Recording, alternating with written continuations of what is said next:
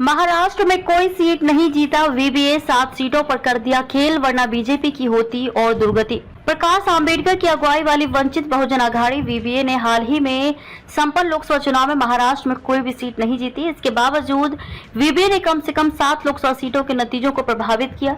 नतीजों के विश्लेषण से ये जानकारी मिली, यदि वीवीए महाविकास आघाड़ी में शामिल हो जाती तो इन 7 लोकसभा सीटों में से कुछ विपक्षी गठबंधन के पक्ष में जा सकते थे।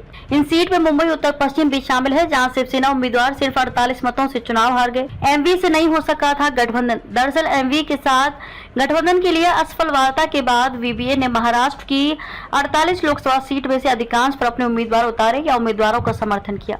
डॉक्टर बीआर अम्बेडकर के पोते प्रकाश अम्बेडकर ने अकोला सीट से चुनाव लड़ा, लेकिन उन्हें हार का सामना करना पड़ा। 70 साल के दलित नेता ने अतीत में 2 बार लोकसभा में अकोला का प्रतिनिधित्व किया है। अकोला में तीसरे नंबर पर रहे अम्बेडकर। इस बार वीवीए नेता के मैदान में उतरने से अकोला में मुकाबला त्रिकोणीय हो गया। भारतीय जनता पार्टी के उम्मीदवार अनूप धोत्रे और कांग्रेस के उम्मीदवार अभय काशीनाथ पाटिल विदर्भ क्षेत्र की इस सीट पर 2 अन्य प्रमुख प्रतिद्वंदी थे।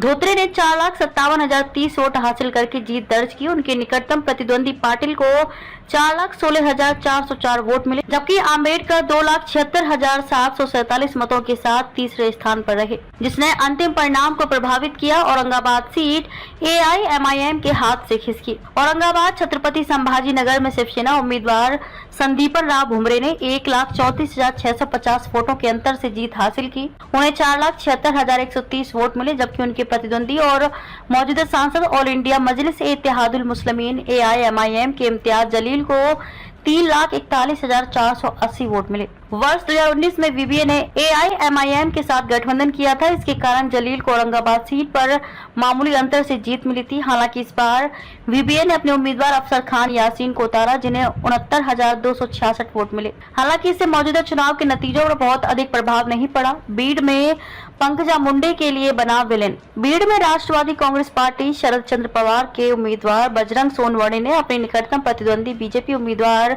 पंकजा मुंडे को 6,553 वोटों के अंतर से हराया। चौथे स्थान पर रहे वीवीए उम्मीदवार अशोक हिंगे को 50,867 मत मिले। शिवसेना यूबीटी के उम्मीदवार नागेश पाटिल अष्टीकर ने शिवसेना के बाबूराव कोहलीकर को 1,08,602 वोटों के अंतर से हराकर हिंगोली निर्वाचन क्षेत्र से जीत हासिल की। अष्टीकर को 4,92,535 वोट मिले। कोहलीकर को 3,83,933 वोट मिले, जबकि वीवीए उम्मीदवार डॉक्टर बीडी चव्हाण को 1,61,814 वोट मिले। नांदेड़ में वीवीए को मिले 92,000 से ज्यादा वोट।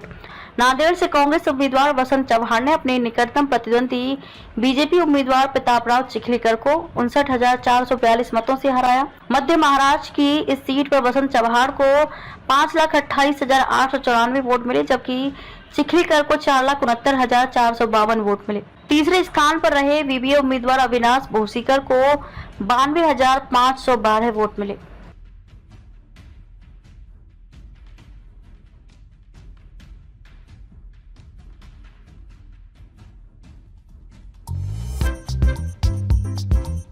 नांदेड़ शहर के फर्नीचर मार्केट में एक भरोसेमंद और मशहूर नाम CM furniture and home appliances. उम्दा क्वालिटी, वाजबी दाम, यही है हमारी पहचान। हमारे यहाँ नामी गिरामी कंपनियों के सागवान और वुड बेस मटेरियल से बने बेहतरीन